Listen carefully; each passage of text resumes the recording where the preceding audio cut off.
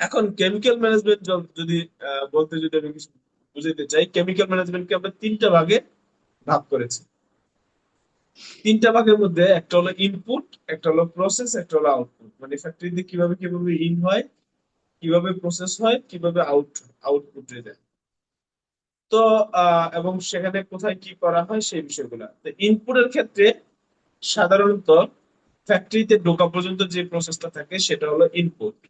এখন ফ্যাক্টরিতে ঢোকা পর্যন্ত কি প্রসেস থাকে? পার্সেজিং এবং ট্রান্সপোর্ট হয়ে সেটা ফ্যাক্টরিতে আসে, এটা হলো ইনপুট। এবং ফ্যাক্টরিতে যখন রিসিভ করবে ইনভেন্টরি, মূলত ইনভেন্টরি করার আগ পর্যন্তই বলা যায় এটাকে ইনপুট। যখনই ইনভেন্টরি করে ফেলবে তখনই সেটা প্রসেসে চলে আসবে। তো ইনভেন্টরি করার আগে কি কি কাজ আছে? আপনার যে প্রোডাক্ট আসার কথা ছিল সেটা আসছে কিনা চেক করা, প্রপার ট্রান্সপোর্টে মেনটেন করে আসছে কিনা সেটা দেখা, লেভেল ঠিক আছে কিনা, কেমিক্যালের ড্রাম লক করা আছে কিনা, টাইট অবস্থা আছে কিনা, কোনো এখানে কোনো লিকেজ মুক্ত কোনো কেমিক্যালের মানে লিকেজ যুক্ত যদি কেমিক্যাল থাকে সেটা অ্যালাউ করা যাবে না, এরকম লিকেজ যুক্ত কোনো কেমিক্যালের ড্রাম আছে কিনা, মানে ছিদ্র হয়ে গেছে এরকম।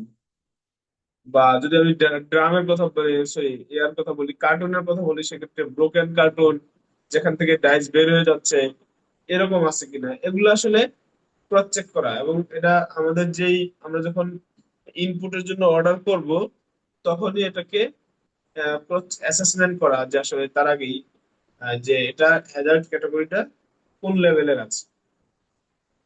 এই হলো হলো মূলত আপনার ইনপুটের কাজ।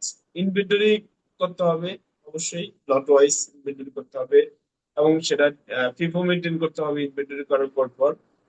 এরপরে প্রসেসে চলে আসবো, মানে এই কাজটাও আসলে প্রসেসেরই। প্রসেসে চলে আসবো, প্রসেসে মূলত হলো কেমিক্যালটা যে স্টোরে ইনভেন্টরি করা হইলো, স্টোর থেকে সাব স্টোর, সাব স্টোর থেকে ডিস্ট্রিবিউশন। ডিস্ট্রিবিউশন মানে হলো যেখানে যে কেমিক্যাল ব্যবহার করবে তারা সেই কেমিক্যাল নিয়ে যাবে এবং ওই কেমিক্যাল তারা ব্যবহার করবে, এটা হলো প্রসেস।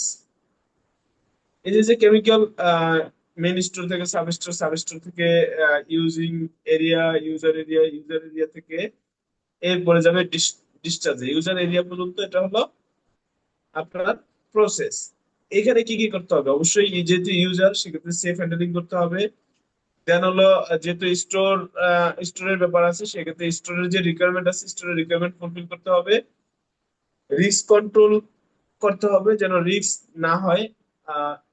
ট্রাসেবিলিটি ইভালুয়েশন করতে হবে যে আপনার কেমিক্যালের ট্রাসেবিলিটি ইনশিওর করা, এবং যারা এই প্রসেসের আন্ডারে আছে তাদেরকে ট্রেনিং করানো, কমিউনিকেট করা তাদের সাথে হ্যাজার্ড এবং রিস্ক সম্পর্কে কেমিক্যাল।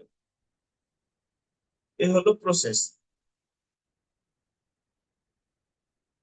তারপরে আউটপুট হলো আমরা যে প্রসেসে ব্যবহার করার ফলে যে পানিটা ডিসচার্জ হচ্ছে ইটিপিতে, ডাইং থেকে ডিসচার্জ হচ্ছে ইটিপিতে, সেটা হলো আউটপুট।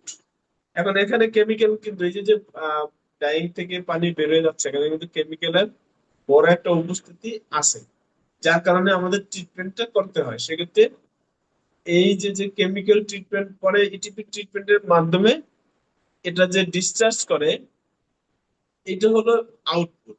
এবং এখানে ডিসচার্জ না করে রিসাইকেল, রিইউজ, রিসাইকেল করা যায়। পাশাপাশি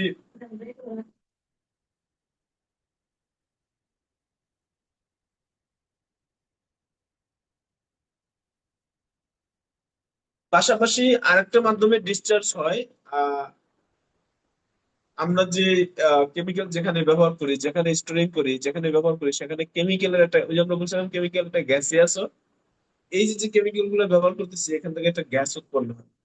এই গ্যাসটা আমাদের ভেন্টিলেশনের মাধ্যমে এয়ারে চলে যায়, এটা একটা ডিসচার্জ পয়েন্ট। অ্যানাদার পয়েন্ট, আমরা যখন ইটিপি অপারেশন করি এখান থেকে একটা স্রাজ উৎপন্ন হয়, স্রাজে কিন্তু কেমিক্যাল কন্টেন্ট হাইলি থাকে। তো সেক্ষেত্রে ওই স্লাশটাও যেখানে ডিসপোজ করা হয় এটাও আপনার আউটপুট। এ পর্যন্ত কারো কোনো কোশ্চেন আছে?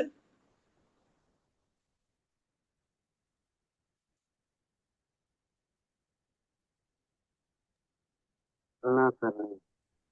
ওকে, জাস্ট ওই প্রসেসটাই এখানে নাম্বারিং করে সাইকেল করা হয়েছে।